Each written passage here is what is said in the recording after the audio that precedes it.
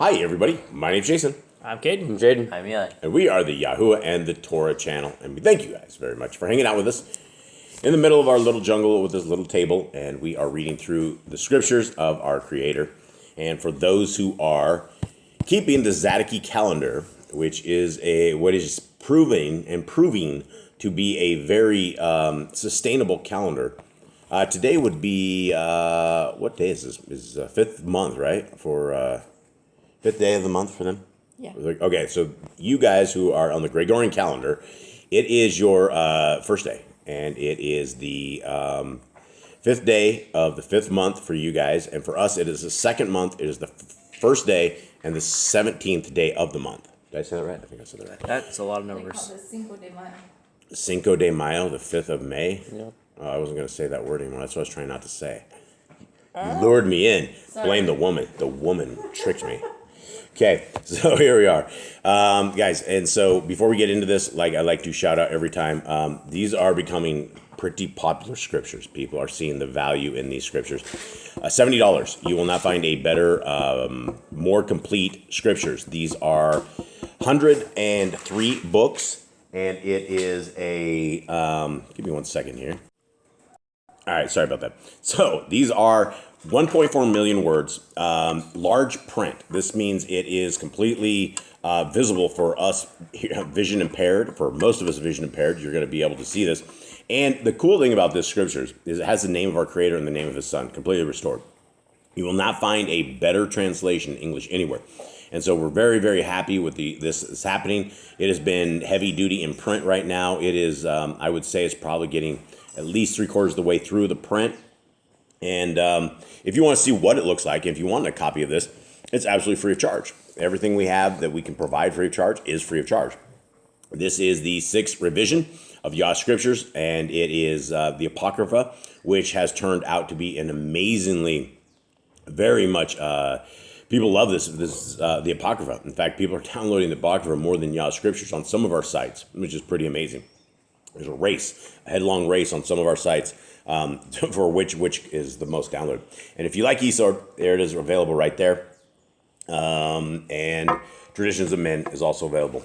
Now, I wanted to throw this in as well. These are Amazon books. And one book that we are trying to get into prisons right here is the Traditions of Men. And the black and white we're able to get in pretty cheap into the Brothers and Sisters in Chains. So if some of you guys out there, anybody wants to help us, the way you donate to Boss Clan is you help the prisoners out, because this is what our love and our passion is our brothers and sisters in chains. And we have a lot of good friends, a lot of people I consider family. The brothers who I write to fairly every week, usually every week. Every once in a while I'll skip a week, but these guys are always very, very, very receptive. And this book is a book that we need to get into the prisons. So if there's anybody out there that wants to make a bigger donation, say, not a bigger donation, these aren't that expensive, but if you want to send, say, like 10 of these scriptures in to our brothers and sisters in chains, we have the names of the people who need them right now. And so we will be getting them as well. And so that is that. Guys, we are going into Yah Scriptures. It is first MELAKIM, Kings 11. Somebody give me a breakdown. Cade, you were here last time. What happened and where are we at to this point today? So Sovereign Shaloma, he ended up meeting this woman. This woman was looking for his wisdom, and she was wowed by his wisdom because he's been known throughout all the lands now. Everyone knows about Sovereign Shaloma. He's become more popular than David at this point. People are coming to see him. I think he became more popular than David. Yeah. You did? With all the stuff he's building, all the gifts he's getting from all the giant assortment stuff, I think people are knowing his name a lot. There's a difference between a builder and the guy who's the avenger of blood. I would say that David. David's name would probably be heard more. Yeah, Shlomo is still the. I mean, yeah, he was. They hear David's name start shaking, like, oh, we don't want to deal with this guy. Yeah, that's the dude. That's the killer of men is David. So I would say David was the bigger of the. Well, he got lots of gifts from everyone. He got lots of gold, thousands and thousands of pounds of gold, and he was able to build all this stuff with. He was able to do all this stuff, and everyone was impressed with him. So we continue on building his stuff, and he's just becoming the king. He is getting horses and gold and wood, and lots of extra things here. So, yeah, he's just running the kingdom, but we'll see what happens in this chapter. Okay, well, this is the chapter where everything kind of Spirals changes. downhill, but It goes completely downhill.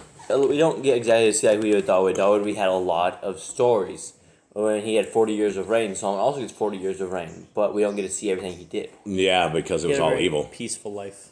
Most of the time, like there wasn't like a lot of stuff. I think he was just chilling out most of his life. Maybe. Well, let's see how chill this guy was. Okay. So, hold on. All right.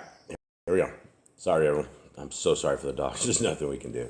Okay, and Sovereign Shlomo loved many foreign women, in addition to the daughter of Pharaoh, Moabite, Ammonite, Edomite, Zidonian, and Kittite women, from the nations of whom Yahuwah had said to the children of Israel, you do not go into them, and they do not go into you, for they shall certainly turn away your hearts after their mighty ones.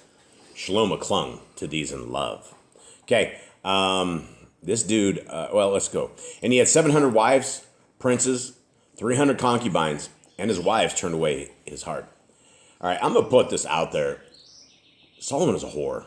This guy was a whore. I mean, at the end of the day, I mean, there's a certain level where you become even beyond a whore. It's just messed up. This entire what we just read is completely jacked up. 700 wives, 300 concubines. That's unnecessary. And that's, what about the wives on the side? I mean, there's 700 wives, and then it says princes and 300 princesses. Yeah. So princesses, that wouldn't be good. So princesses. So we're talking over 1,000 women that this man. I don't think we need to go any further than that, right? You guys get it, right? This dude was not a holy dude. This guy, and how long do you think it took him to gain 700 women and 300 concubines? 40 years. Dude, you would be a busy dude. Like every single night, you would have a new fling. Like most of these women, probably with only Solomon, like 2 nights of their entire existence. And they became essentially stables of women. I mean, how do you run a kingdom like this when you have 1,000 women? And with that, you have... Maybe they're more like slaves. And maybe, but even then, if you have 1,000 women, you're going to have at least 300 children.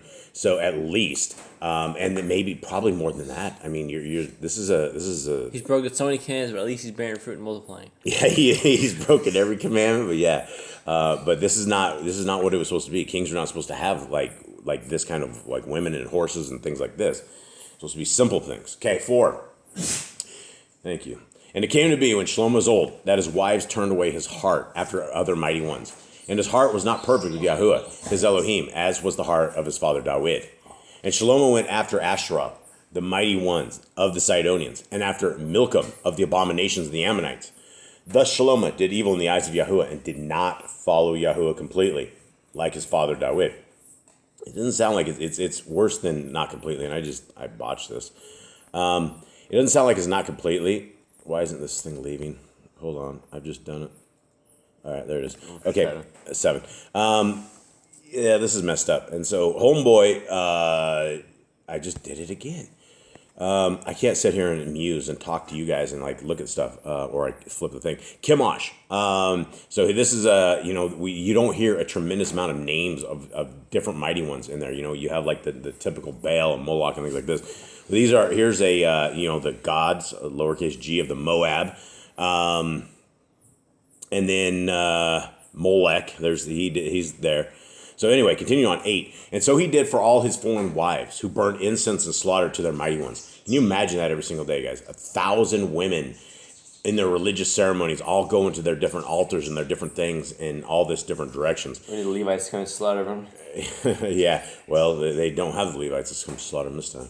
Okay, therefore Yahuwah was enraged with Shlomo because his heart had turned away from Yahuwah Elohim of Yisrael, who had appeared to him twice and had commanded him concerning this word, not to go after other mighty ones. But he did not guard what Yahuwah had commanded. Now imagine actually hearing the command from Yahuwah itself and then breaking. It's not much more than just reading it in a book. Imagine growing up with a parent that was into Torah like David. Well, I mean, you look at his dad, and he did some. He did some stuff. Turned to be born. But he didn't end up with 1,000 women and with Ashtaroth poles and all of these mighty ones. And I mean, can you imagine this? Yah is a jealous Elohim. He does not want any other anyone to serve anything else. And he had all of these people. And then you had all of the people of Yisrael that looked at all of Solomon's women and they were going out to worship. So they were turning all of Yisrael away from this. Solomon ruined everything. This guy is just really, he botched everything. Okay. And Yahuwah said to Shlomo, because you have done this and have not guarded my covenant and my laws, which I commanded you, I shall certainly tear the rain away from you and give it to your servant. And guys, I'd like to make a comment that all through scriptures, from the beginning of the book to the end of the book, is about obeying my laws, statutes, and commands. And I'm not saying I'm saying Yahuwah's laws, statutes, and commands. That's what we are told to do. And right here it's being reiterated again that he did not keep the laws, statutes, and commandments, and so he's going to get owned. So if these are the rulings and things that happen to Shlomo, this could very well happen to us, right? Lest he sends us to the dark side because we are unobedient to him. Okay, only I do not do it in your days for the sake of your father David. Out of the hand of your son I shall tear it. Only I shall not tear away all the rain, but give one tribe to your son for the sake of my servant David, and for the sake of Jerusalem, which I have chosen. Now, this is interesting because we know it ended up with what, gentlemen? Two kingdoms? Two tribes? Two kingdoms, right. Technically, yeah. It came up with Yehuda and Benjamin is what the southern kingdom was. And so the northern kingdom of all the rest, but it's interesting that Yah right here says he's going to tear all but one away. And it's interesting that there is two that end up in there. 14. And Yahuwah raised up an adversary against Shlomo, Hadad the Edomite. He was of the seed of the sovereign in Edom. And it came to be, when David was in Edom and Joab, commander of the army, had gone up to bury the slain, after he had smitten every male in Edom, Joab remained there with all Yisrael for 6 months until every male in Edom was cut off. And Hadad fled to go to Mitzrayim, he and certain Edomites and his father's servants with him, while Hadad was still a little child. And they rose from Midian and came to Paran, and took men with them from Paran, and came to Mitzrayim, to Pharaoh, sovereign of Mitzrayim, who gave him a house, and ordered food for him, and gave him land. And Hadad found much favor in the eyes of Pharaoh, so that he gave him as wife the sister of his own wife, the sister of sovereigness Tachpenes. And the sister of Tachpenes bore him Genubath, his son, and Tachpenes waned in Pharaoh's house. And Genubath was in the house of Pharaoh. Let me go. Excuse me, guys. And Genubath was in the house of Pharaoh among the sons of Pharaoh. And Hadad heard in Mitzrayim that David slept with his fathers, and that Joab, the commander of the army, was dead. And Hadad said to Pharaoh, let me go to my land. And Pharaoh said to him, but what have you lacked with me, that you are now seeking to go to your own land? And he answered, no, but please let me go up. And Elohim raised up another adversary against him, Rezin, son of Eliada, who had fled from his master, Hadadezer, sovereign of Zobah. And when David slew them, he gathered men to him and became commander over a raiding band. And they went to Damascus and dwelt there, and reigned in Damascus. And he was an adversary of Yisrael all the days of Shlomo, besides the trouble Hadad caused. And he was hostile to Yisrael, and reigned over Aram. And he serviced Shlomo, Jeroboam, son of Nebat, an Ephraimite from Zeradah, whose mother's name was Zuriah, a widow, also lifted up a hand against the sovereign. And this is what caused him to lift up a hand against the sovereign. Shlomo had built Millo, repairing the breaks in the city of David his father. And the man Jeroboam was a brave man. And Shlomo, seeing that the young man was doing his work well, made him the officer over all the compulsory labor of the house of Joseph. And it came to be at that time, when Jeroboam went out of Jerusalem, that the Nabai Achiah, the Shilonite, met him on the way, and he was wearing a new garment, and the two were alone in the field. And Achiah took hold of the new garment that was on him, and tore it into 12 pieces, and said to Jeroboam, take for yourself 10 pieces, for thus said Yahuwah, the Elohim of Yisrael, see, I am tearing the rain out of the hand of Shlomo, and shall give 10 tribes to you. But he shall have one tribe for the sake of my servant David, and for the sake of Jerusalem, the city which I have chosen out of all the tribes of Israel. Because they have forsaken me, and bowed themselves to Asheroth, the mighty ones of the Zidonians, to Chemosh, the mighty ones of the Moabites, and to Milcom, the mighty one of the children of Ammon, and have not walked in my ways, to do what is right in my eyes, and my laws, and my right rulings, as did my father David. But I do not take all the reign out of his hand, because I have made him ruler all the days of his life for the sake of my servant David, whom I chose, because he guarded my commands and my laws.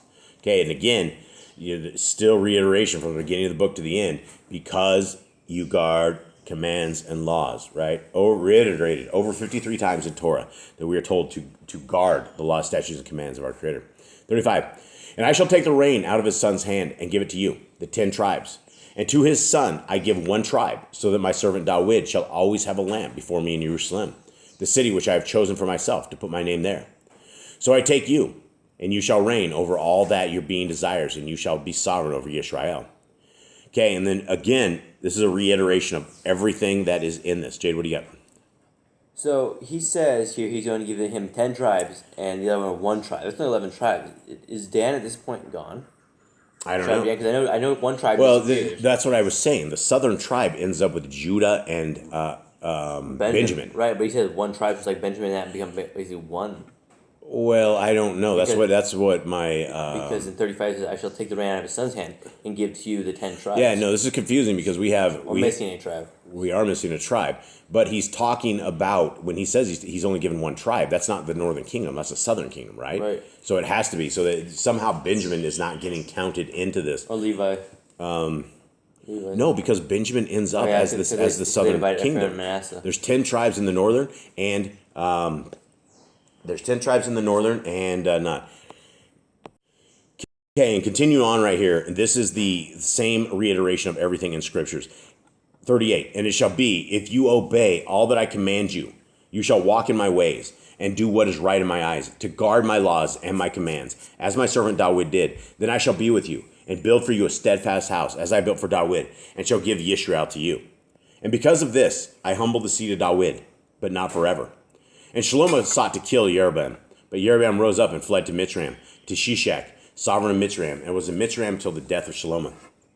And the rest of the acts of Shlomo, all that he did, and his wisdom, are they not written in the book of the acts of Shlomo? So it looks like there's another book somewhere that might talk about everything. Or Proverbs? I mean, is that... I don't think it'd be Proverbs. I think it'd be like what he actually did in his life with all the stories of the 40 years of evil. Yeah, we don't have a lot of that. Okay, and the days of Shlomo reigned in Jerusalem over all Israel was 40 years. So Shlomo slept with his fathers and was buried in the city of David, his father. And Rehoboam, his son, reigned in his place. So this is where Yisrael starts kind of spiraling downhill. You know, you had David, and like it was greatness. The greatest times would be with David. They were following commands, and now it's going downhill. Yeah. All right. So that is that. We thank you, everybody, for listening in, for reading with us. We hope that you guys have a wonderful day. And we hope you guys are keeping the law, statutes, and commands of our Creator. It's a great path. It's a great future, and it is it's profitable to the kingdom. All right. Have a good day. All right. Shalom.